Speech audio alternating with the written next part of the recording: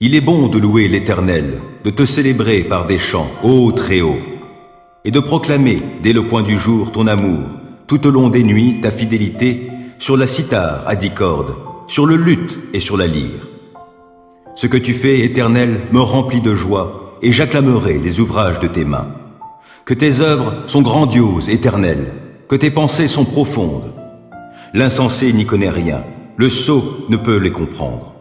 Si les malfaisants croissent comme l'herbe, si tous les méchants sont si florissants, c'est pour périr à jamais. Mais toi, tu es tout là-haut, Éternel, pour toujours. Car voici tes ennemis, Éternel, car voici tes ennemis périssent, et tous ceux qui font le mal seront dispersés. Mais tu me remplis de force, je suis comme un buffle, je me suis enduit d'huile fraîche. Je regarde tous mes détracteurs, j'entends tous mes adversaires qui s'emploient au mal. Car les justes poussent comme le palmier, ils grandissent comme un cèdre du Liban. Bien plantés dans la demeure de l'Éternel, ils fleurissent sur les parvis du temple de notre Dieu. Ils seront féconds jusqu'en leur vieillesse, et ils resteront pleins de sève et de vigueur. Ils proclameront combien l'Éternel est droit. Il est mon rocher, on ne trouve en lui aucune injustice. Le Dieu suprême, l'Éternel a parlé, et il a convoqué la terre du levant du soleil à son couchant. De Sion, parfaite en beauté, Dieu resplendit. Qu'il vienne notre Dieu, qu'il ne garde pas le silence. Devant lui, un feu dévorant, autour de lui, c'est l'ouragan. Le ciel en haut, il le convoque, et il convoque aussi la terre, il vient juger son peuple. Rassemblez mes fidèles, ceux qui ont conclu avec moi l'alliance par le sacrifice. Le ciel publiera sa justice, c'est Dieu qui est le juge. Mon peuple, écoute, je te parle, Israël, je témoigne contre toi, moi qui suis Dieu, ton Dieu. Ce n'est pas pour tes sacrifices que je t'adresse des reproches. J'ai constamment tes holocaustes sous les yeux. Je ne prendrai ni des taureaux dans ton étable, ni des boucs dans tes fermes, car tous les animaux des forêts sont à moi les bêtes par milliers dans les montagnes. Je connais tous les oiseaux des montagnes, et tous les animaux des champs me sont à portée de la main. Si j'avais faim, te le dirais-je? L'univers est à moi, et tout ce qu'il renferme. Vais-je manger la viande des taureaux, ou m'abreuver du sang des boucs? En sacrifice à Dieu, offre donc ta reconnaissance. Accomplis envers le Très-Haut les vœux que tu as faits. Alors tu pourras m'appeler au jour de la détresse. Je te délivrerai, et tu me rendras gloire. Aux méchants aussi, Dieu s'adresse. Pourquoi rabâches-tu mes lois? Tu as mon alliance à la bouche, mais tu détestes l'instruction et tu rejettes mes paroles au loin, derrière toi. À peine as-tu vu un voleur, tu deviens son complice, et puis tu fais cause commune avec les adultères. Ta bouche forge la malice, ta langue tisse le mensonge. Lorsque tu t'assieds avec d'autres, tu calomnies ton frère et tu jettes le déshonneur sur le fils de ta mère. Lorsque tu agissais ainsi et que je n'ai rien dit, as-tu vraiment imaginé que je te ressemblais? Aussi je vais te corriger, tout mettre sous tes yeux.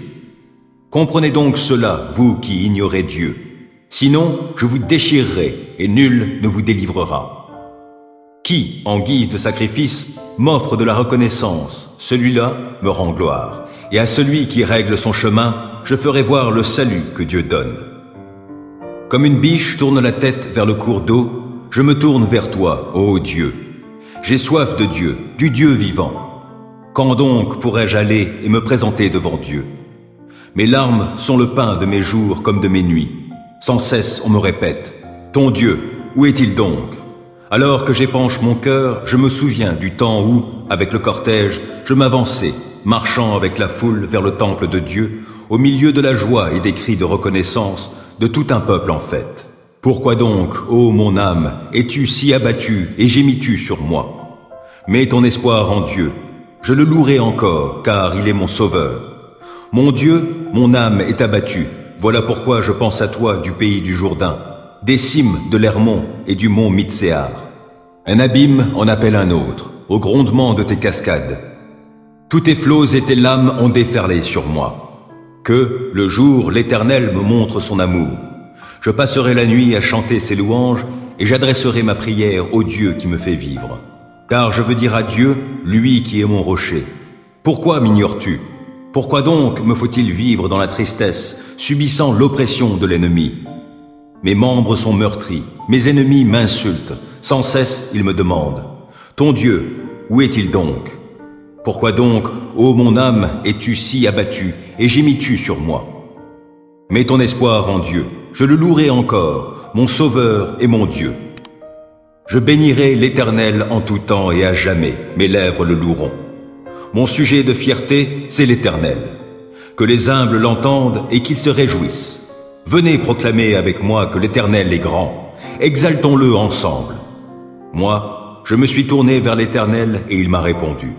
Oui, il m'a délivré de toutes mes frayeurs. Qui regarde vers lui est rayonnant de joie, et son visage n'aura pas à rougir de honte. Un malheureux a appelé, et l'Éternel a entendu, car il l'a délivré de toutes ses détresses. L'ange de l'Éternel campe autour de ceux qui le craignent et les délivre. Goûtez et constatez que l'Éternel est bon. Oui, heureux l'homme qui trouve son refuge en lui.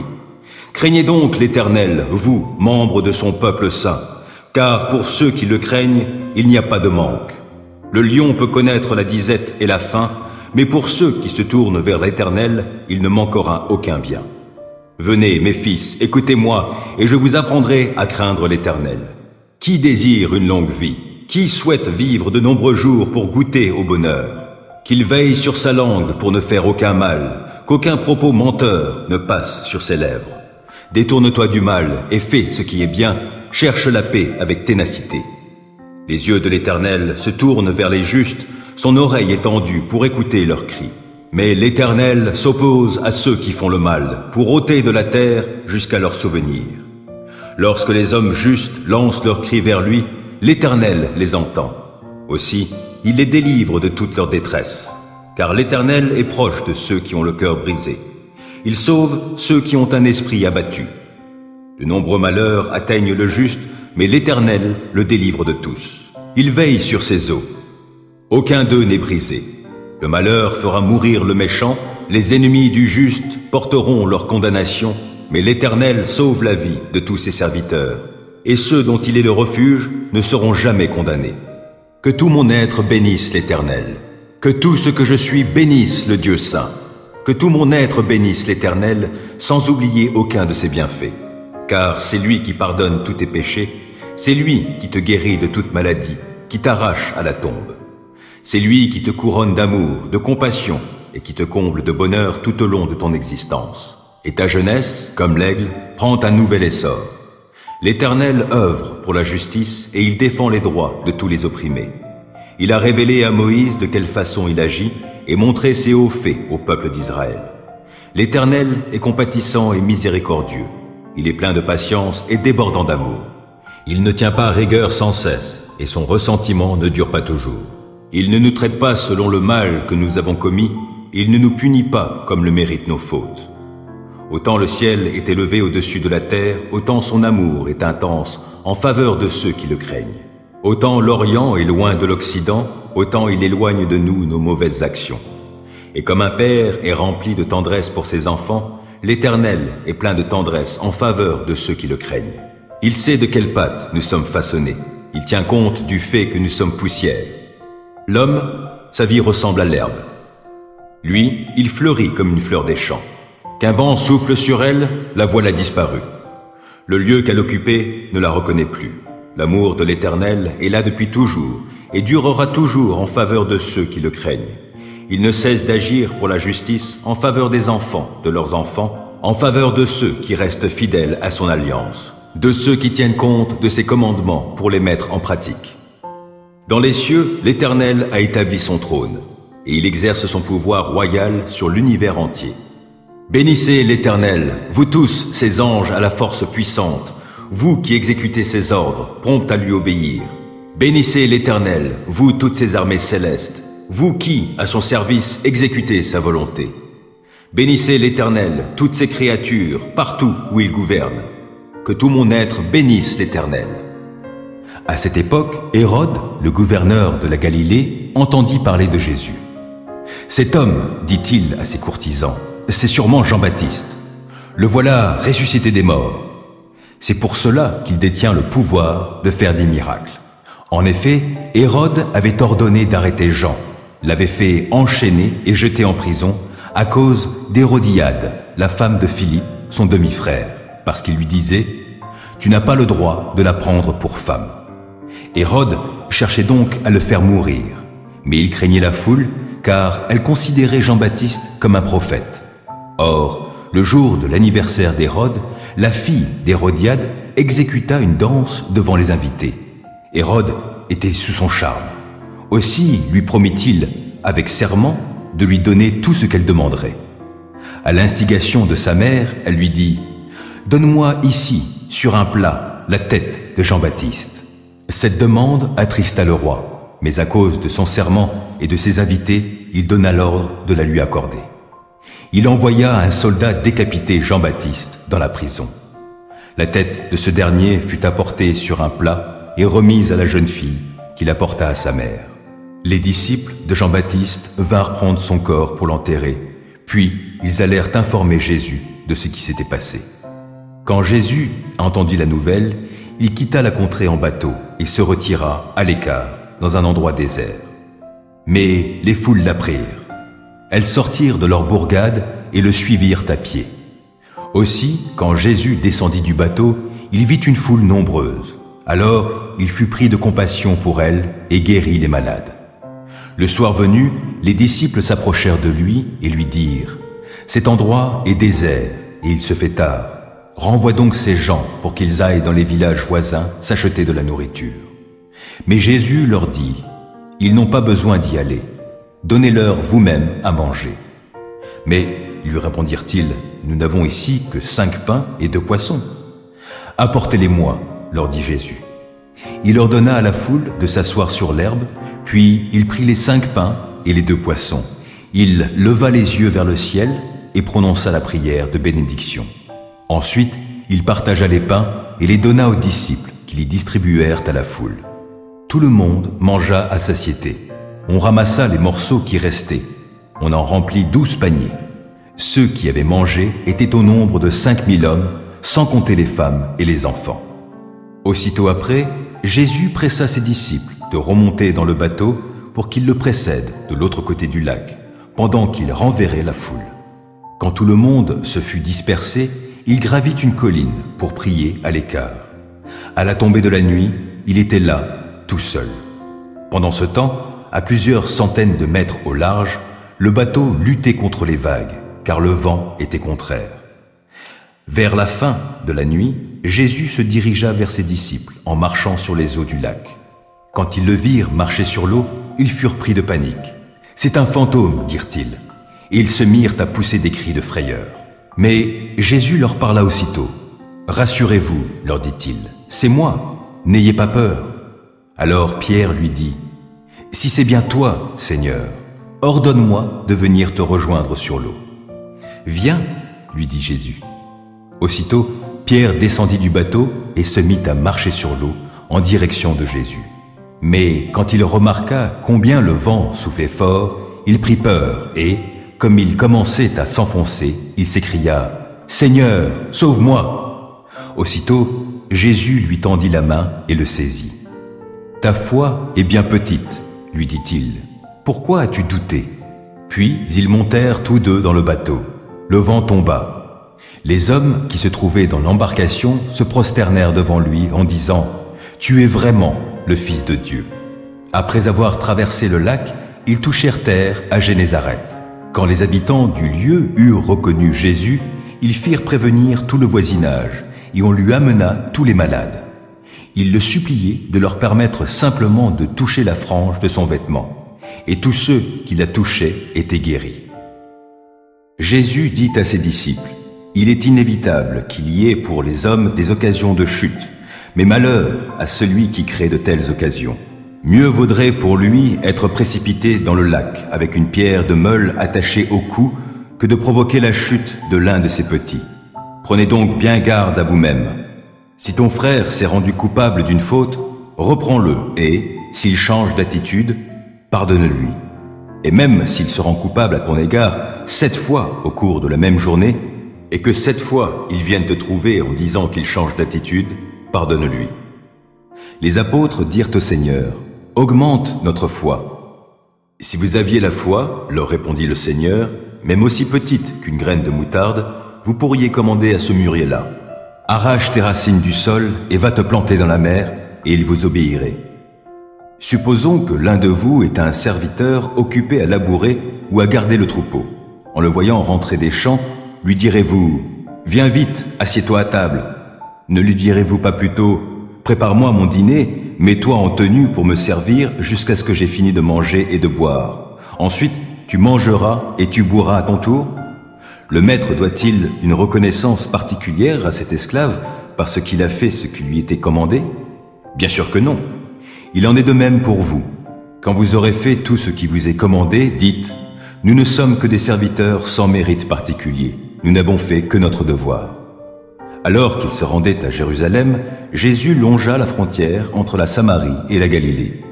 À l'entrée d'un village, 10 lépreux vinrent à sa rencontre. Ils s'arrêtèrent à distance et se mirent à le supplier à haute voix: Jésus, Maître, aie pitié de nous. Jésus les vit et leur dit: allez vous montrer aux prêtres.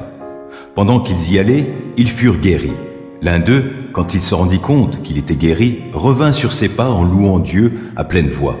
Il se prosterna aux pieds de Jésus, face contre terre, et le remercia.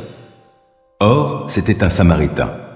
Alors Jésus dit: ils sont bien 10 qui ont été guéris, n'est-ce pas? Où sont donc les 9 autres? Il ne s'est donc trouvé personne d'autre que cet étranger pour revenir louer Dieu? Puis, s'adressant à ce Samaritain, il lui dit: relève-toi et va, parce que tu as eu foi en moi, tu es sauvé. Un jour, les pharisiens lui demandèrent quand arriverait le royaume de Dieu. Jésus leur répondit: le royaume de Dieu ne viendra pas de façon visible. On ne dira pas: venez, il est ici, ou il est là, car notez-le bien, le royaume de Dieu est parmi vous. Puis il s'adressa à ses disciples: le temps viendra où vous désirerez ardemment être avec le Fils de l'homme, ne fût-ce qu'un seul jour, mais vous ne le pourrez pas. Alors on vous dira: il est ici, ou il est là. N'y allez pas, ne vous y précipitez pas. L'éclair jaillit d'un point du ciel et l'illumine d'un bout à l'autre. Ainsi en sera-t-il du Fils de l'homme en son jour. Mais il faut d'abord qu'il endure beaucoup de souffrances et qu'il soit rejeté par les gens de notre temps. Le jour où le Fils de l'homme reviendra, les choses se passeront comme au temps de Noé. Les gens mangeaient, buvaient, se mariaient et étaient donnés en mariage jusqu'au jour où Noé entra dans le bateau. Alors vint le déluge qui les fit tous périr. C'est encore ce qui est arrivé du temps de Lot. Les gens mangeaient, buvaient, achetaient, vendaient, plantaient, bâtissaient. Mais le jour où Lot sortit de Sodome, une pluie de feu et de soufre tomba du ciel et les fit tous périr. Il en sera de même le jour où le Fils de l'homme apparaîtra. En ce jour-là, si quelqu'un est sur le toit en terrasse de sa maison, qu'il n'en descende pas pour prendre les affaires qu'il aura laissées en bas. De même que celui qui se trouvera dans les champs ne retourne pas chez lui. Rappelez-vous ce qui est arrivé à la femme de Lot. Celui qui cherchera à préserver sa vie la perdra, mais celui qui la perdra la conservera. Cette nuit-là, je vous le dis, 2 personnes seront couchées dans un même lit. L'une sera emmenée, l'autre sera laissée. 2 femmes seront en train de tourner ensemble la pierre de meule. L'une sera emmenée, l'autre laissée. 2 hommes seront dans un champ. L'un sera emmené, l'autre laissé. Alors les disciples lui demandèrent: où cela se passera-t-il, Seigneur? Il leur répondit: là où sera le cadavre, là se rassembleront les vautours.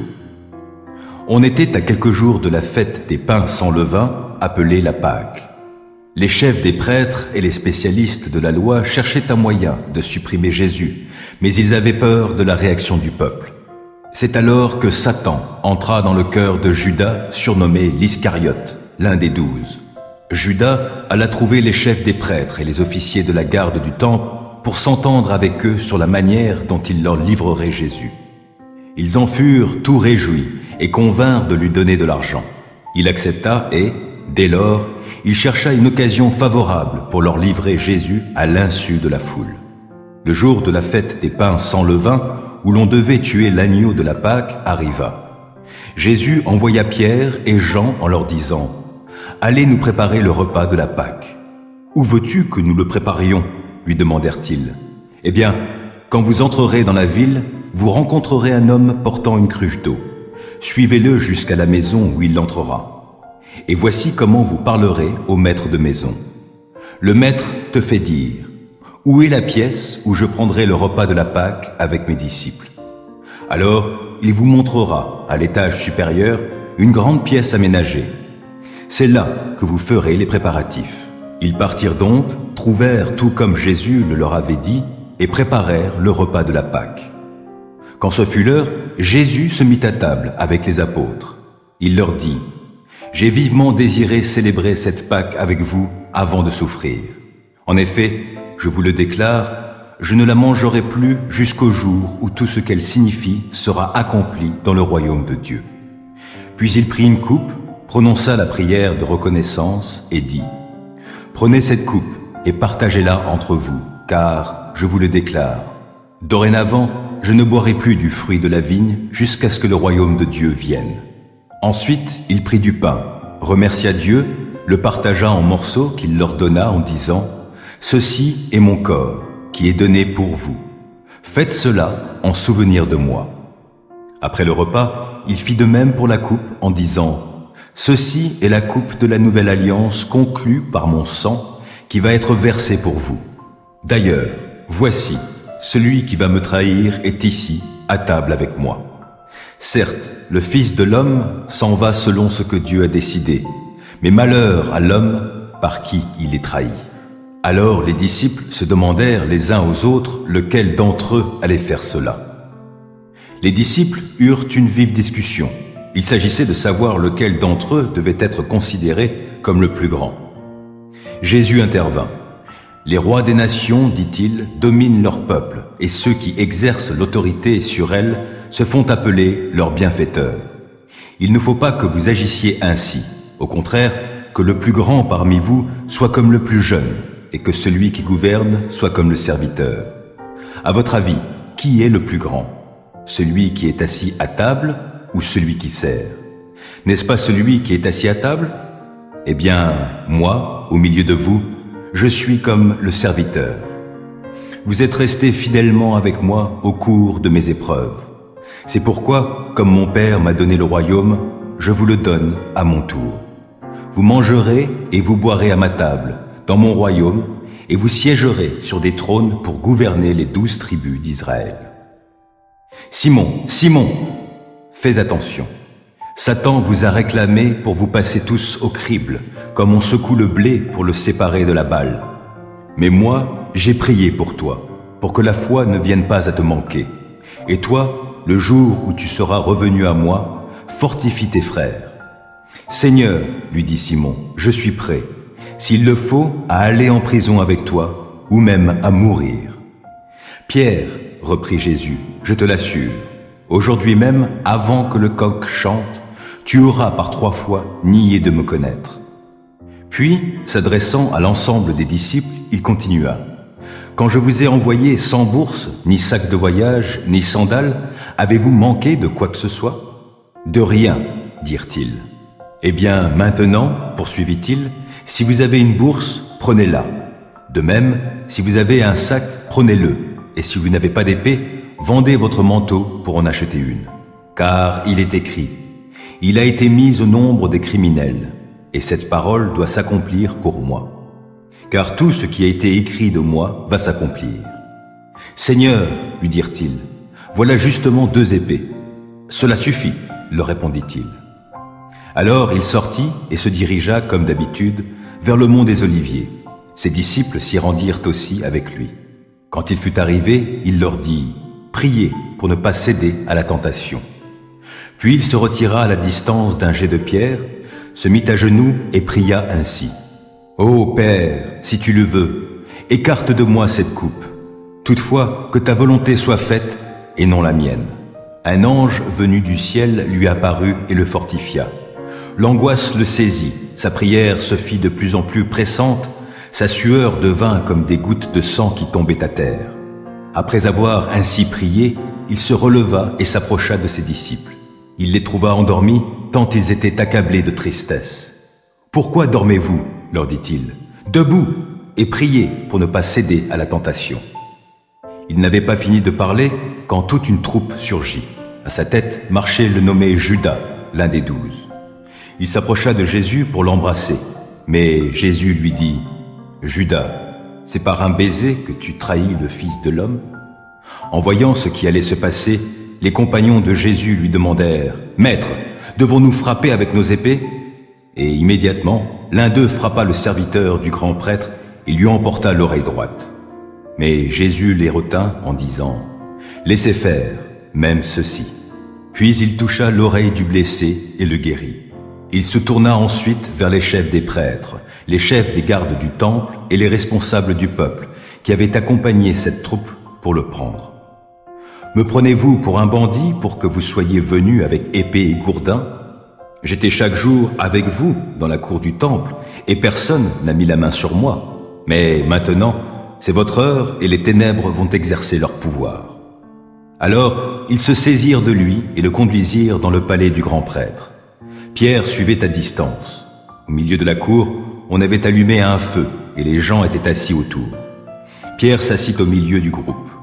Une servante, en le voyant là, près du feu, l'observa à la clarté de la flamme et dit: « En voilà un qui était aussi avec lui. » Mais Pierre le nia en disant: « Mais non, je ne connais pas cet homme. » Peu après, quelqu'un d'autre, en apercevant Pierre, l'interpella: « Toi aussi, tu fais partie de ces gens. » « Mais non, déclara Pierre, je n'en suis pas. » Environ 1 heure plus tard, un autre encore soutint avec insistance: « C'est sûr, cet homme-là était aussi avec lui. D'ailleurs, c'est un Galiléen. » « Mais non, je ne sais pas ce que tu veux dire, » s'écria Pierre. Au même instant, alors qu'il était encore en train de parler, le coq se mit à chanter. Le Seigneur se retourna et posa son regard sur Pierre. Alors Pierre se souvint de ce que le Seigneur lui avait dit: « Avant que le coq chante aujourd'hui, tu m'auras renié 3 fois. » Il se glissa dehors et se mit à pleurer amèrement. Les hommes qui gardaient Jésus se moquaient de lui et le frappaient. Ils lui couvraient le visage et criaient: « Hé, fais le prophète, dis-nous qui te frappe !» Et ils l'accablaient d'injures. Dès le point du jour, les responsables du peuple, les chefs des prêtres et les spécialistes de la loi se réunirent et firent amener Jésus devant leur grand conseil.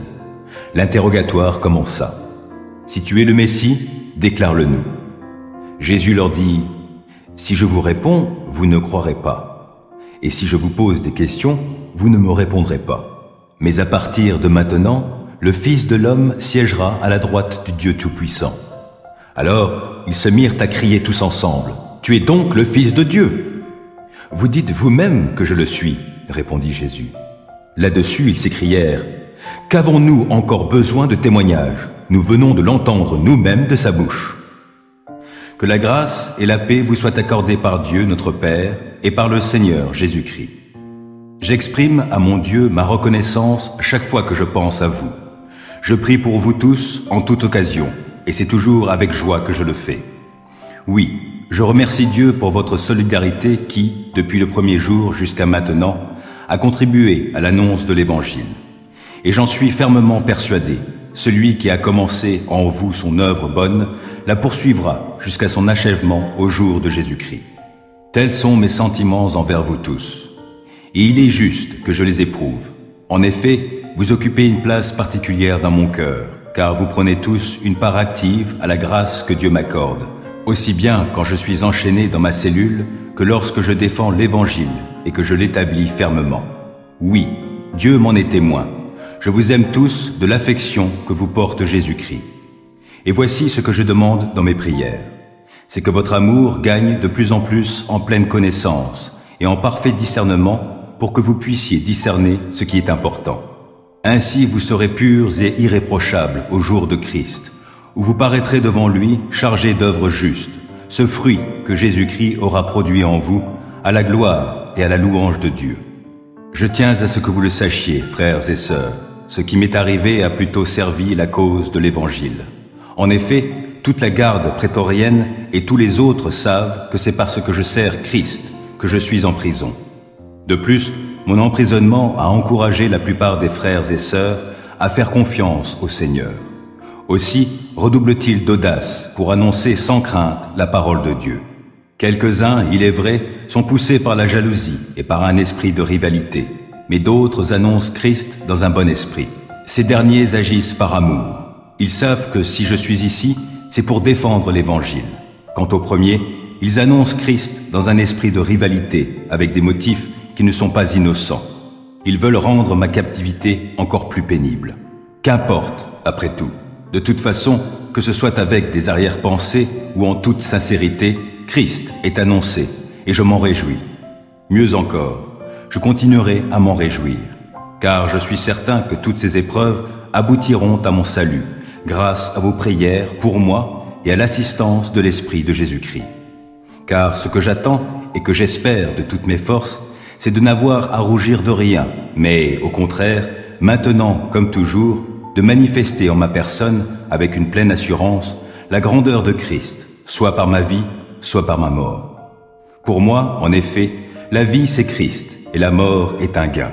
Mais si je continue à vivre dans ce monde, alors je pourrai encore porter du fruit par mon activité. Je ne sais donc pas que choisir. Je suis tiraillé de deux côtés. J'ai le désir de quitter cette vie pour être avec Christ, car c'est, de loin, le meilleur. Mais il est plus nécessaire que je demeure dans ce monde à cause de vous. Cela, j'en suis convaincu. Je sais donc que je resterai et que je demeurerai parmi vous tous pour contribuer à votre progrès et à votre joie dans la foi. Ainsi, lorsque je serai de retour chez vous, vous aurez encore plus de raisons, à cause de moi, de placer votre fierté en Jésus-Christ. Quoi qu'il en soit, menez une vie digne de l'évangile de Christ, en vrai citoyen de son royaume. Ainsi, que je vienne vous voir ou que je reste loin de vous, je pourrai apprendre que vous tenez bon, unis par un même esprit, luttant ensemble d'un même cœur pour la foi fondée sur l'évangile, sans vous laisser intimider en rien par les adversaires. C'est pour eux le signe qu'ils courent à leur perte, et pour vous celui que vous êtes sauvés. Et cela vient de Dieu, car en ce qui concerne Christ, Dieu vous a accordé la grâce, non seulement de croire en lui, mais encore de souffrir pour lui. Vous êtes en effet engagés dans le même combat que moi, ce combat que vous m'avez vu soutenir et que je soutiens encore maintenant, comme vous le savez. Ainsi donc, mes frères et sœurs bien-aimés, vous que je désire tant revoir, vous qui êtes ma joie et ma couronne, c'est de cette manière, mes chers amis, que vous devez tenir ferme, en restant attachés au Seigneur. Je recommande à Évodie et à Syntyche de vivre en parfaite harmonie l'une avec l'autre, selon le Seigneur. Je les y invite instamment. Toi, mon fidèle collègue, je te le demande. Viens leur en aide, car elles ont combattu à mes côtés pour la cause de l'Évangile, tout comme Clément et mes autres collaborateurs dont les noms sont inscrits dans le livre de vie. Réjouissez-vous en tout temps de tout ce que le Seigneur est pour vous. Oui, je le répète, soyez dans la joie. Faites-vous connaître par votre amabilité envers tous les hommes. Le Seigneur est proche. Ne vous mettez en souci pour rien, mais en toute chose, exposez vos demandes à Dieu en lui adressant vos prières et vos supplications, tout en lui exprimant votre reconnaissance. Alors la paix de Dieu, qui surpasse tout ce qu'on peut concevoir, gardera votre cœur et votre pensée sous la protection de Jésus-Christ.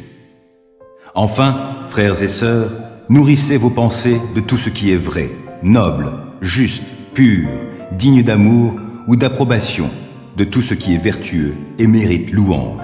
Ce que vous avez appris et reçu de moi, ce que vous m'avez entendu dire et vu faire, mettez-le en pratique. Alors le Dieu qui donne la paix sera avec vous. Je me suis profondément réjoui dans le Seigneur en voyant que votre intérêt pour moi a pu finalement porter de nouveaux fruits. Car cette sollicitude à mon égard, vous l'éprouviez toujours, mais vous n'aviez pas eu l'occasion de la manifester.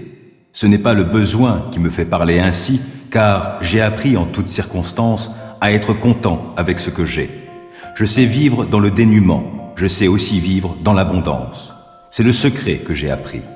M'accommoder à toutes les situations et toutes les circonstances, que je sois rassasié ou que j'ai faim, que je connaisse l'abondance ou que je sois dans le besoin. Je peux tout grâce à celui qui me fortifie.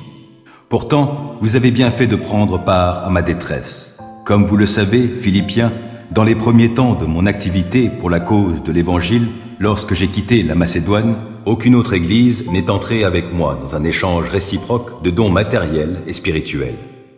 Vous seul l'avez fait. Pendant mon séjour à Thessalonique, vous m'avez envoyé par 2 fois des dons pour subvenir à mes besoins. Ce n'est pas que je tienne à recevoir des dons. Ce qui m'intéresse, c'est qu'un plus grand nombre de fruits soit porté à votre actif. J'atteste par cette lettre avoir reçu tous vos dons et je suis dans l'abondance. Depuis qu'Épaphrodite me les a remis, je suis comblé.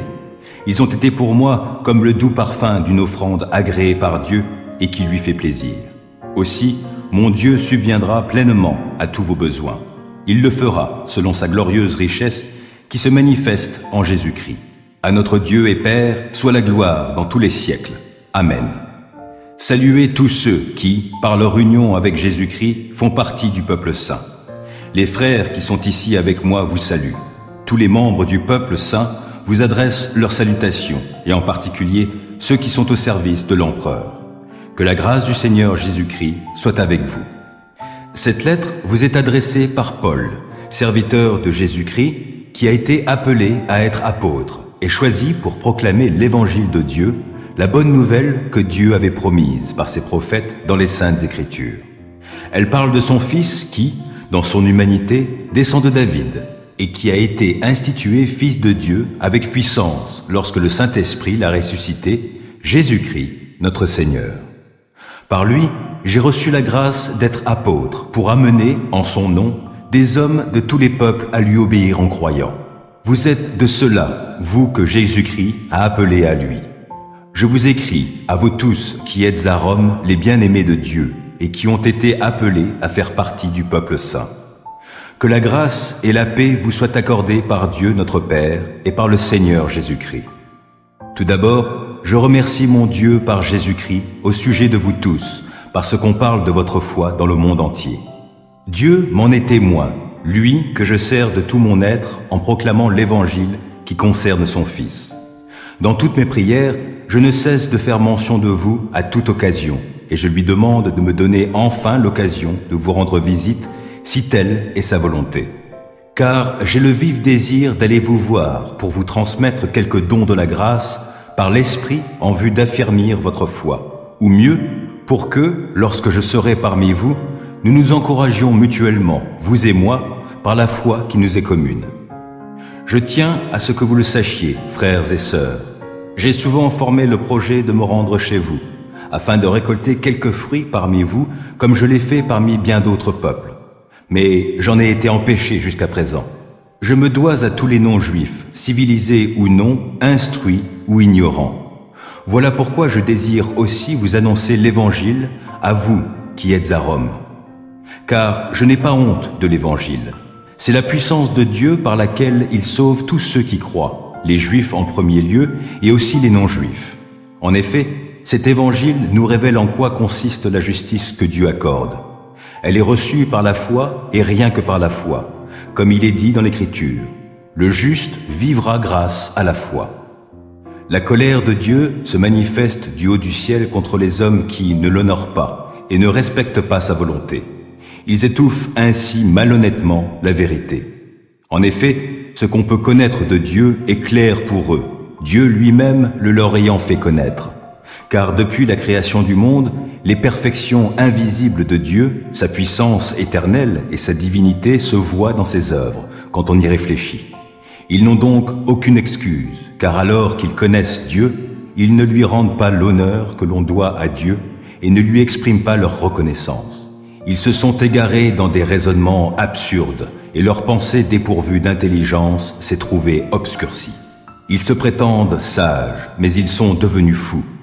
Ainsi, au lieu d'adorer le Dieu immortel et glorieux, ils adorent des idoles, images d'hommes mortels, d'oiseaux, de quadrupèdes ou de reptiles.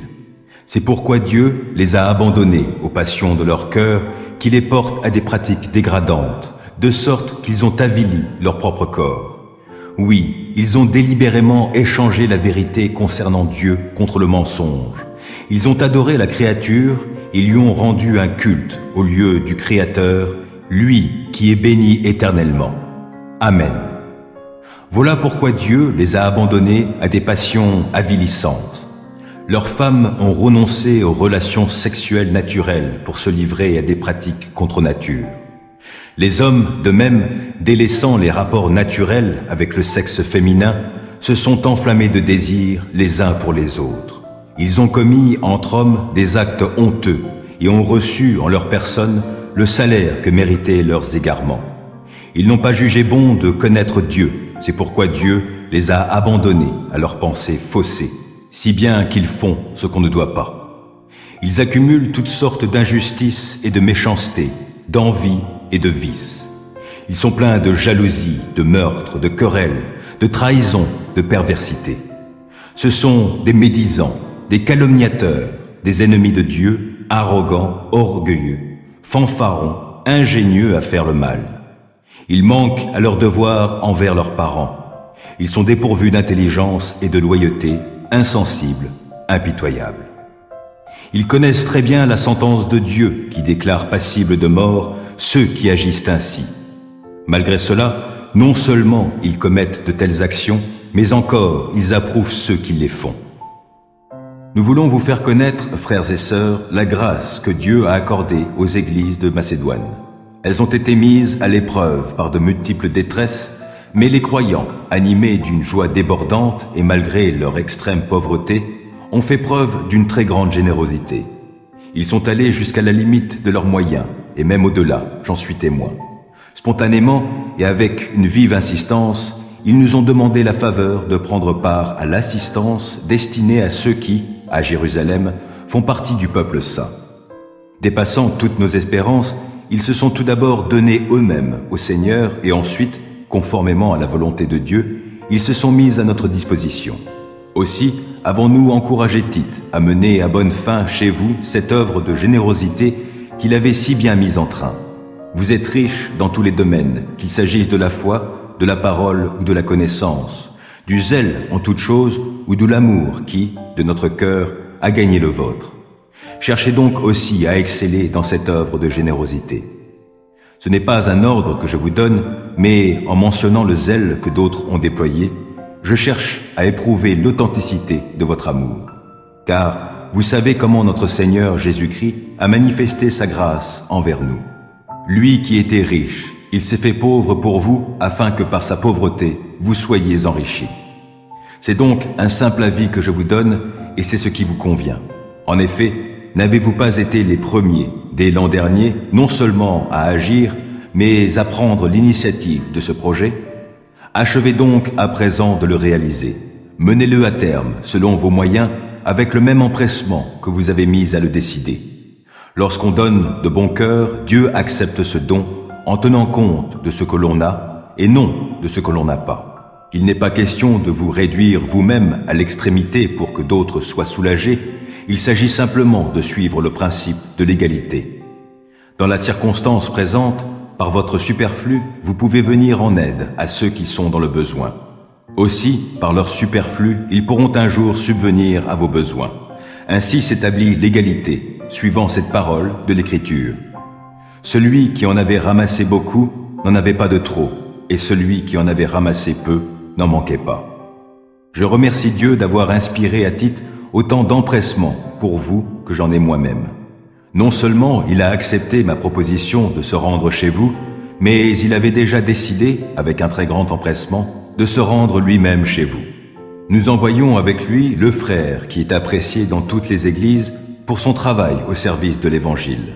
Il a, de plus, été désigné par les églises pour être notre compagnon dans le voyage que nous entreprenons pour accomplir cette œuvre de générosité. C'est pour la gloire du Seigneur lui-même et pour manifester notre souci pour les autres que nous accomplissons ce service.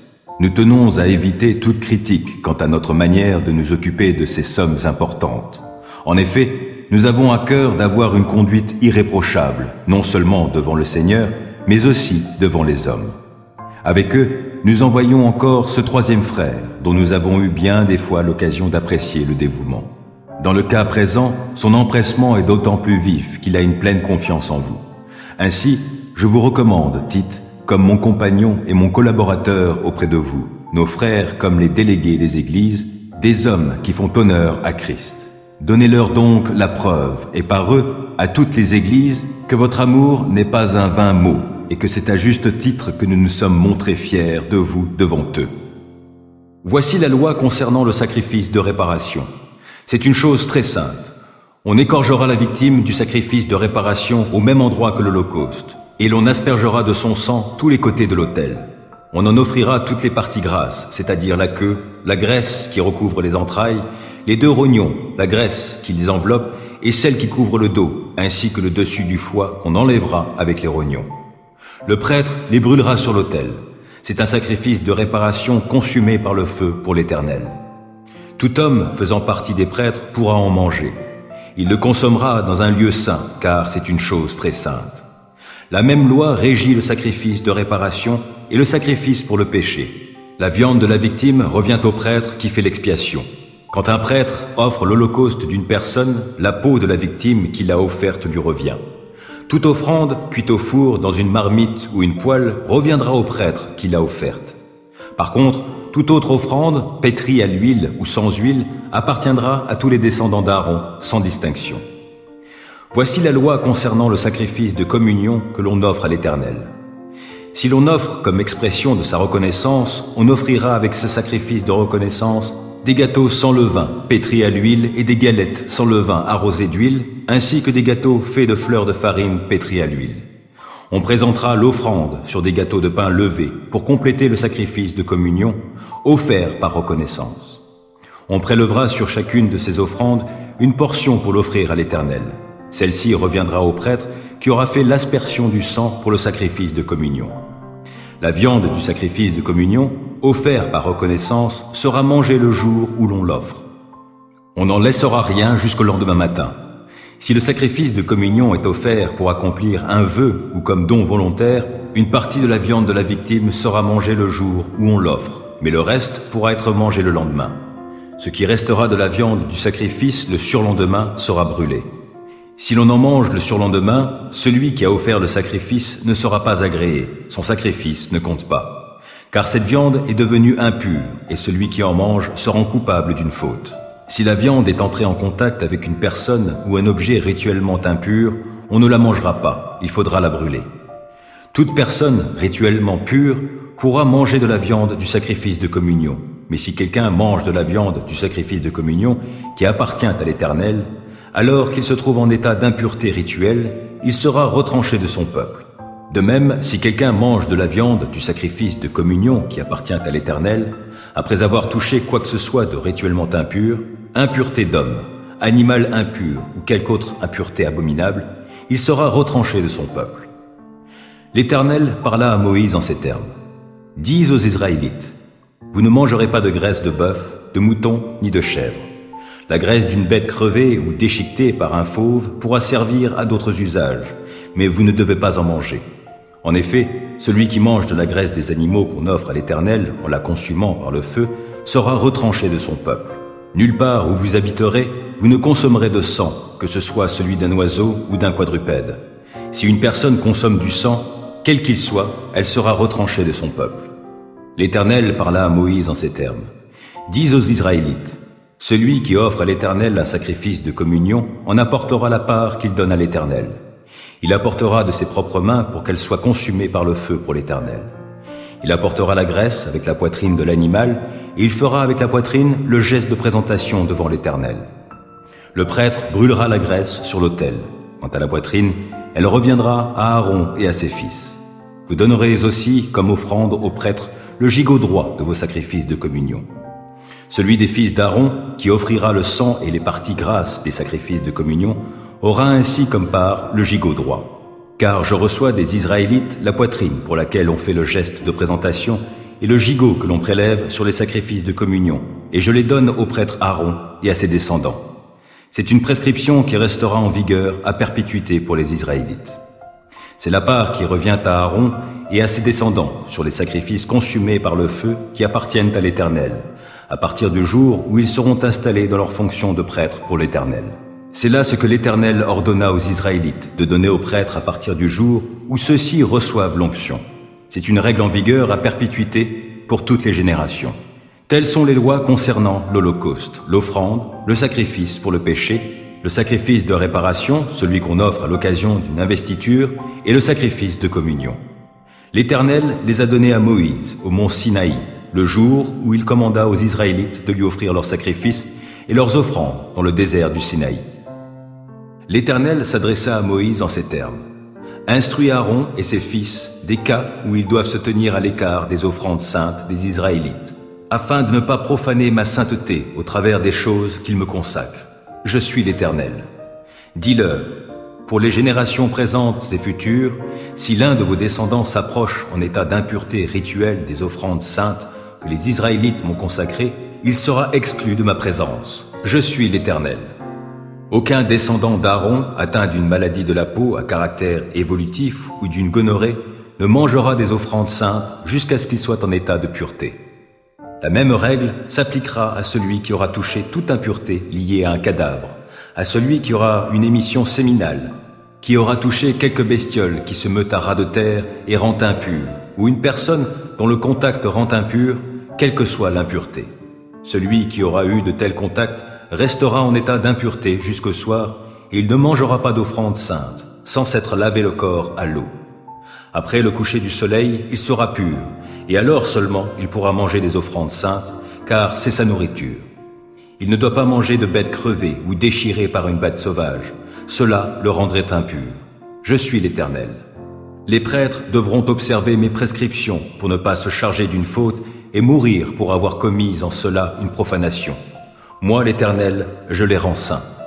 Aucun profane ne mangera d'une offrande sainte, même pas l'hôte d'un prêtre ou son salarié. Par contre, si une personne a été acquise à prix d'argent par un prêtre, ou si elle est née dans sa maison, elle pourra partager sa nourriture. Une fille de prêtre mariée à un homme d'une autre tribu ne pourra plus manger de ce qui a été prélevé sur les offrandes saintes.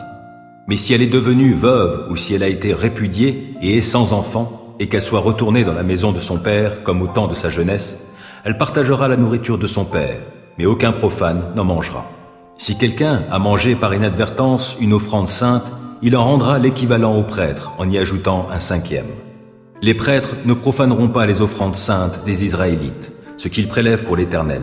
En consommant leurs offrandes saintes, ils se chargeraient d'une faute exigeant réparation, car moi, l'Éternel, je les rends saintes. L'Éternel s'adressa à Moïse en ces termes. « Parle à Aaron, à ses fils et à tous les Israélites et dis-leur. Tout homme, israélite ou émigré, qui offre un holocauste à l'Éternel, soit pour l'accomplissement de quelque vœu, soit comme don volontaire, devra apporter, pour être agréé, une bête mâle sans défaut, un bovin, un mouton ou un chevreau. Vous n'offrerez pas un animal présentant une malformation, car votre sacrifice ne serait pas agréé. De même, si un homme offre à l'Éternel un sacrifice de communion sous forme de gros ou de menu bétail pour accomplir un vœu, ou comme don volontaire, il devra présenter, s'il veut être agréé, une victime sans défaut, ne présentant aucune malformation. Vous n'offrirez pas à l'Éternel une bête aveugle, estropiée, mutilée, ou affectée d'un ulcère, de la gale ou d'une dartre. Vous ne la ferez pas brûler sur l'autel comme sacrifice consumé pour l'Éternel. Si un bovin ou un agneau a un membre trop long ou trop court, tu pourras l'offrir comme don volontaire, mais un tel animal ne serait pas agréé pour l'accomplissement d'un vœu. Vous n'offrirez pas à l'Éternel un animal ayant des organes génitaux écrasés ou broyés, arrachés ou coupés. Vous ne ferez pas cela quand vous serez dans votre pays. Vous n'accepterez même pas de tels animaux de la part d'un étranger pour les offrir comme aliment à votre Dieu. Du moment qu'ils sont mutilés ou ont une malformation, ils ne seront pas agréés de votre part. L'Éternel parla à Moïse en ces termes. Quand un veau, un agneau ou un chevreau naîtra, il restera 7 jours avec sa mère. À partir du 8e jour seulement, il pourra être agréé comme sacrifice consumé offert à l'Éternel. Mais vous n'immolerez jamais une vache, une brebis ou une chèvre le même jour que son petit. Quand vous offrirez un sacrifice de reconnaissance à l'Éternel, faites-le de manière à être agréé. Il sera mangé le jour même. Vous n'en laisserez rien jusqu'au lendemain matin. Je suis l'Éternel. Vous obéirez à mes commandements et vous les accomplirez. Je suis l'Éternel. Vous ne profanerez pas ma sainteté.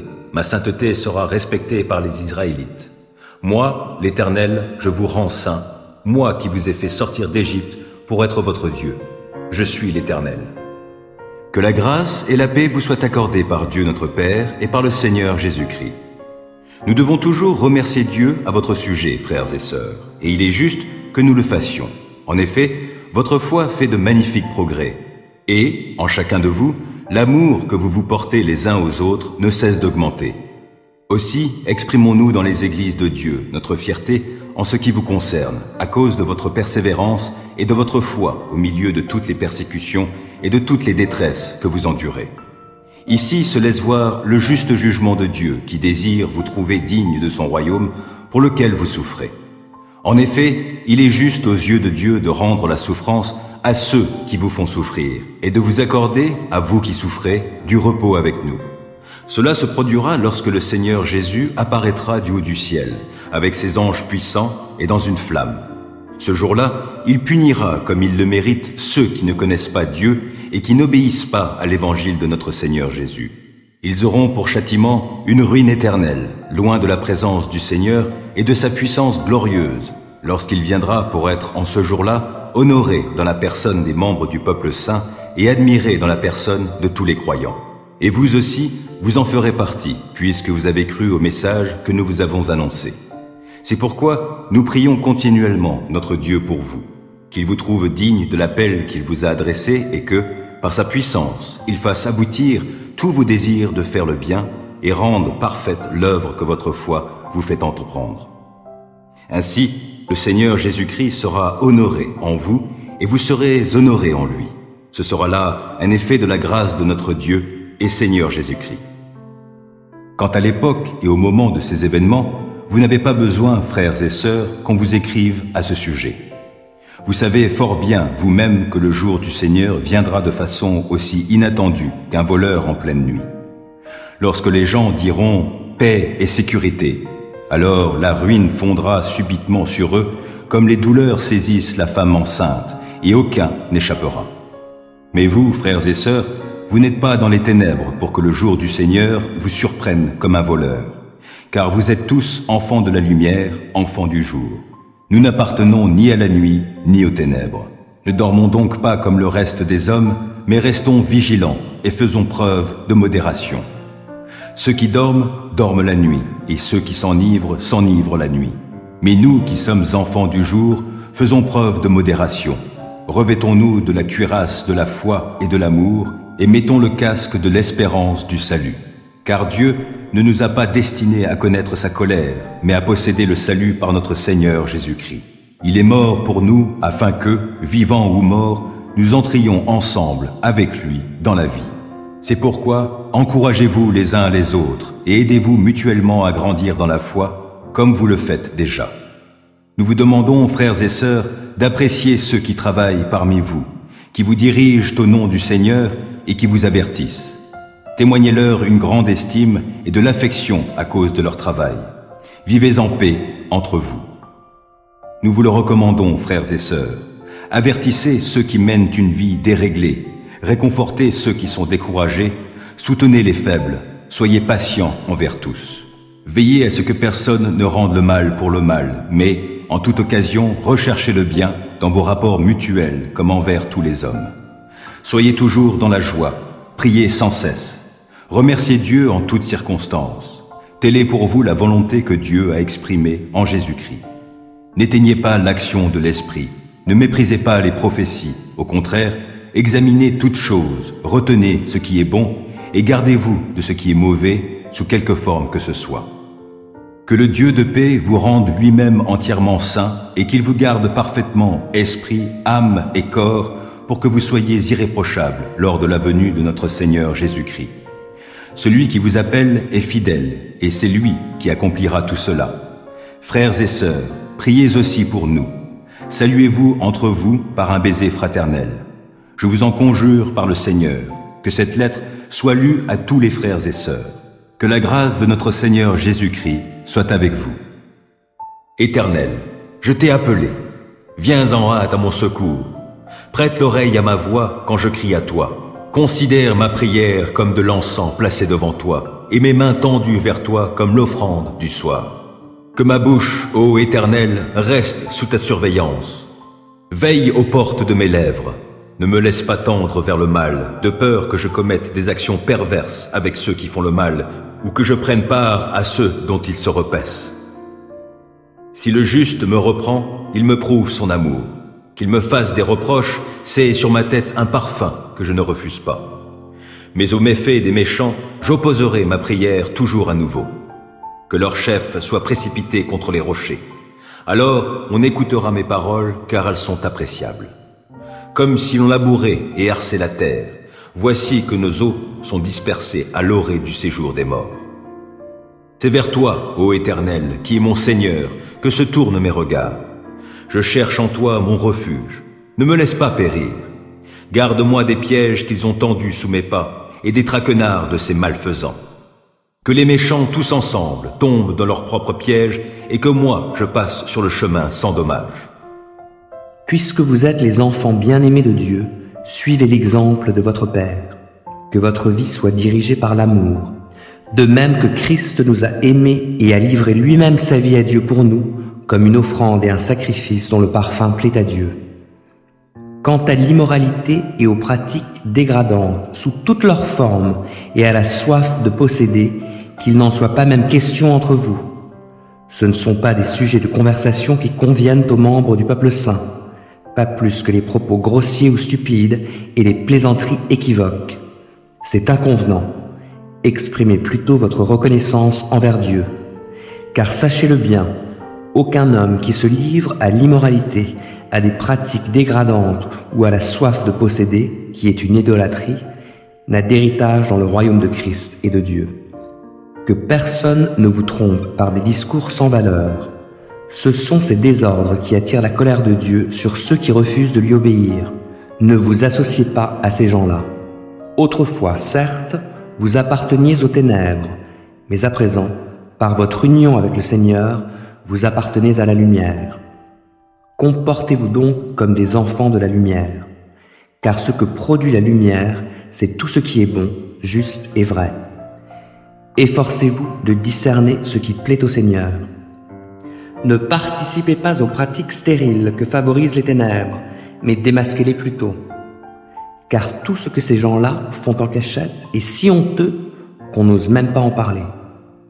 Mais quand ces choses sont démasquées, leur véritable nature paraît à la lumière. Or ce qui paraît à la lumière est lumière. De là viennent ces paroles. Réveille-toi, ô toi qui dors, relève-toi d'entre les morts, et Christ fera lever sa lumière sur toi. Veillez donc avec soin à votre manière de vivre. Ne vous comportez pas comme des insensés, mais comme des gens sensés. Mettez à profit les occasions qui se présentent à vous, car nous vivons des jours mauvais. C'est pourquoi ne soyez pas déraisonnables, mais comprenez ce que le Seigneur attend de vous. Ne vous enivrez pas de vin, cela vous conduirait à une vie de désordre, mais soyez remplis de l'Esprit. Ainsi, vous vous entretiendrez par le chant de psaumes, d'hymnes et de cantiques inspirés par l'Esprit. Vous louerez le Seigneur de tout votre cœur par vos chants et vos psaumes. À tout moment et pour toute chose, vous remercierez Dieu, le Père, au nom de notre Seigneur Jésus-Christ, et parce que vous avez la crainte de Christ, vous vous soumettrez les uns aux autres, vous femmes en particulier, chacune à son mari, et cela par égard pour le Seigneur. Le mari, en effet, est le chef de sa femme, comme Christ est la tête, le chef de l'Église, qui est son corps et dont il est le Sauveur. Mais comme l'Église se soumet à Christ, qu'ainsi aussi la femme se soumette en toutes circonstances à son mari. Quant à vous, mari, que chacun de vous aime sa femme comme Christ a aimé l'Église. Il a donné sa vie pour elle, afin de la rendre digne de se tenir devant Dieu après l'avoir purifiée par sa parole, comme par le bain nuptial. Il a ainsi voulu se présenter cette Église à lui-même, rayonnante de beauté, sans tache, ni ride, ni aucun défaut, mais digne de se tenir devant Dieu et irréprochable. Voilà comment chaque mari doit aimer sa femme comme si elle était son propre corps. Ainsi, celui qui aime sa femme s'aime lui-même. Car personne n'a jamais haï sa propre chair. Au contraire, chacun la nourrit et l'entoure de soins, comme Christ le fait pour l'Église, parce que nous sommes les membres de son corps. C'est pourquoi l'homme laissera son père et sa mère pour s'attacher à sa femme, et les deux ne feront plus qu'un. Il y a là un grand mystère. Je parle de ce que je viens de dire au sujet de Christ et de l'Église. Quant à vous, que chaque mari aime sa femme comme lui-même et que chaque femme témoigne un profond respect à son mari. Béni soit Dieu, le Père de notre Seigneur Jésus-Christ, car il nous a comblés de toute bénédiction de l'Esprit dans le monde céleste, en raison de notre union avec Christ. En lui, bien avant de poser les fondations du monde, il nous avait choisis pour que nous soyons saints et sans reproche devant lui. Puisqu'il nous a aimés, il nous a destinés d'avance à être ses enfants, qu'il voulait adopter par Jésus-Christ. Voilà ce que, dans sa bonté, il a voulu pour nous, afin que nous célébrions la gloire de sa grâce qu'il nous a accordée en son Fils bien-aimé. En Christ, parce qu'il s'est offert en sacrifice, nous avons obtenu la délivrance, le pardon de nos fautes. Dieu a ainsi manifesté sa grâce dans toute sa richesse, et il l'a répandue sur nous avec surabondance, en nous donnant pleine sagesse et pleine intelligence, nous ayant fait connaître le secret de son plan. Ce plan, il l'a fixé d'avance dans sa bonté en Christ pour conduire les temps vers l'accomplissement. Selon ce plan, tout ce qui est au ciel et tout ce qui est sur la terre doit être harmonieusement réuni en Christ. Et c'est aussi en Christ qu'il nous a accordé notre part d'héritage, conformément à ce qu'avait fixé celui qui met en œuvre toutes choses, selon l'intention qui inspire sa décision. Ainsi, nous avons été destinés d'avance à célébrer sa gloire, nous qui, les tout premiers, avons placé notre espérance dans le Messie. Et en Christ, vous aussi, vous avez entendu le message de vérité, cet évangile qui vous apportait le salut. Oui, c'est aussi en Christ que vous qui avez cru, vous avez obtenu de Dieu l'Esprit Saint qu'il avait promis et par lequel il vous a marqué de son sceau en signe que vous lui appartenez. Cet esprit constitue l'acompte de notre héritage en attendant la délivrance du peuple que Dieu s'est acquis. Ainsi tout aboutit à célébrer sa gloire. Pour toutes ces raisons, moi aussi, après avoir entendu parler de votre foi au Seigneur Jésus et de votre amour pour tous les membres du peuple saint, je ne cesse de dire ma reconnaissance à Dieu à votre sujet quand je fais mention de vous dans mes prières. Je demande que le Dieu de notre Seigneur Jésus-Christ, le Père qui possède la gloire, vous donne, par son esprit, sagesse et révélation pour que vous le connaissiez. Qu'il illumine ainsi votre intelligence, afin que vous compreniez en quoi consiste l'espérance à laquelle vous avez été appelés.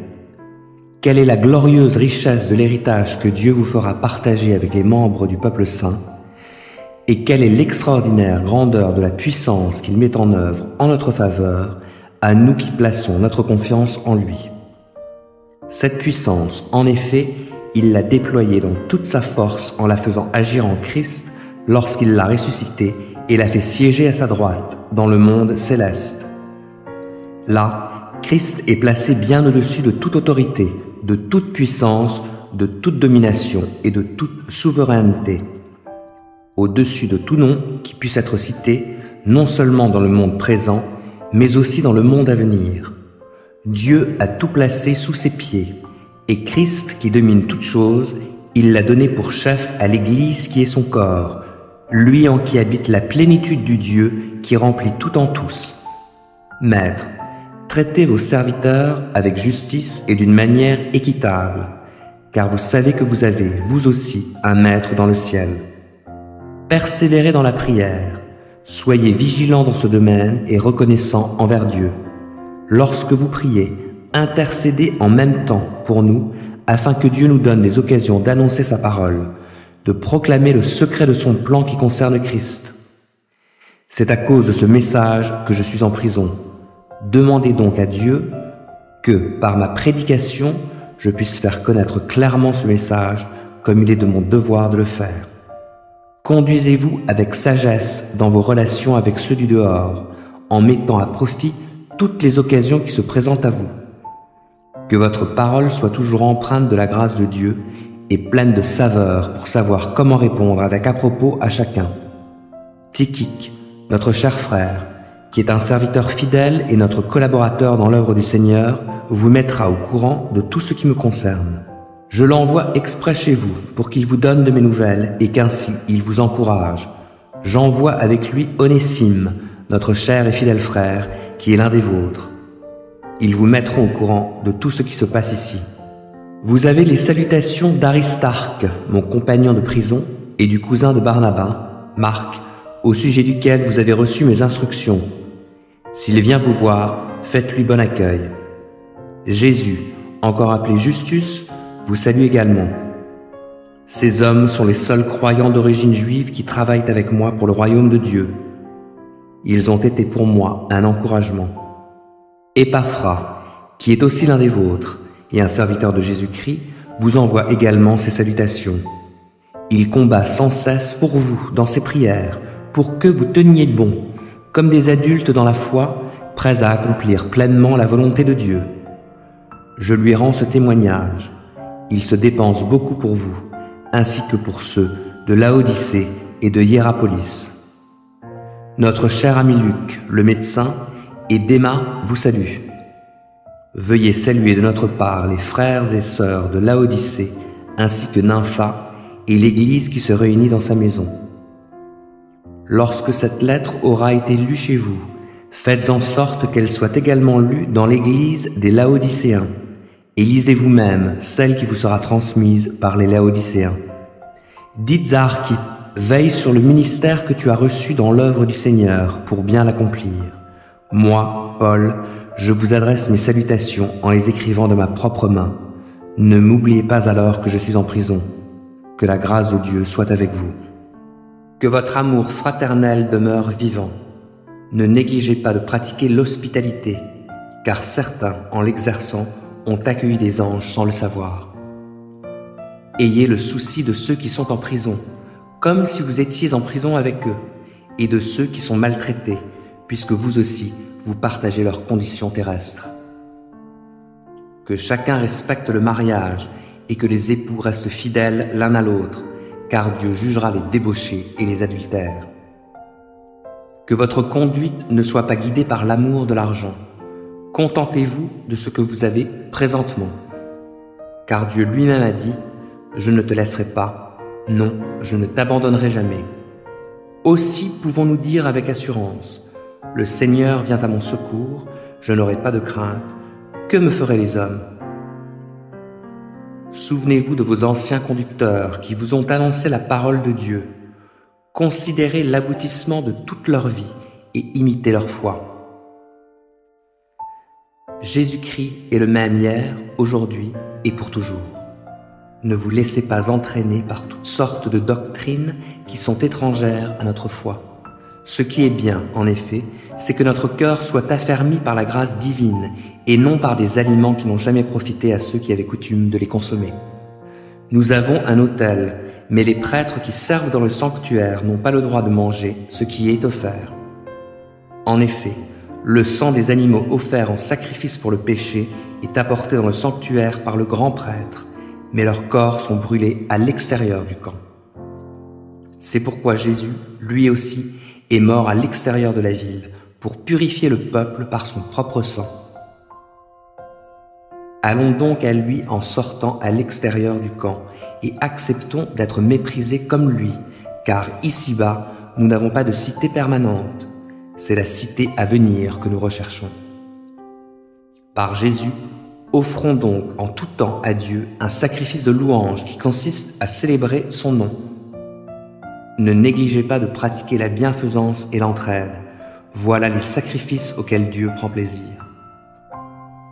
Obéissez à vos conducteurs et soumettez-vous à eux, car ils veillent sur vous en sachant qu'ils devront un jour rendre compte à Dieu de leur service.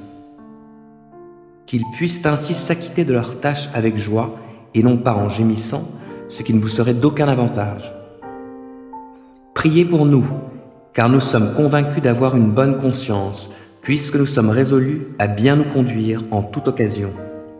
Je vous demande tout particulièrement de prier pour que je vous sois bien vite rendu. Le Dieu qui donne la paix a ressuscité notre Seigneur Jésus, qui est devenu le grand berger des brebis, en scellant de son sang une alliance éternelle. Que ce Dieu vous rende capable de faire le bien sous toutes ses formes, pour que vous accomplissiez sa volonté, qu'il réalise lui-même en nous, par Jésus-Christ, ce qui lui est agréable.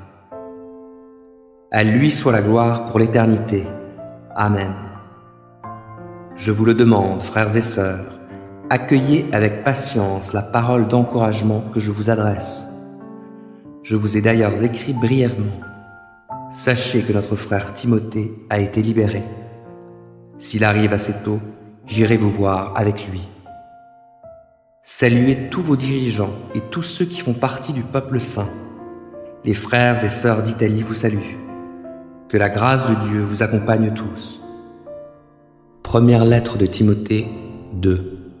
Je recommande en tout premier lieu que l'on adresse à Dieu des demandes, des prières, des supplications et des remerciements pour tous les hommes, que l'on prie pour les rois et pour tous ceux qui sont au pouvoir, afin que nous puissions mener à l'abri de toute violence et dans la paix une vie qui exprime, dans tous ses aspects, notre piété et qui commande le respect.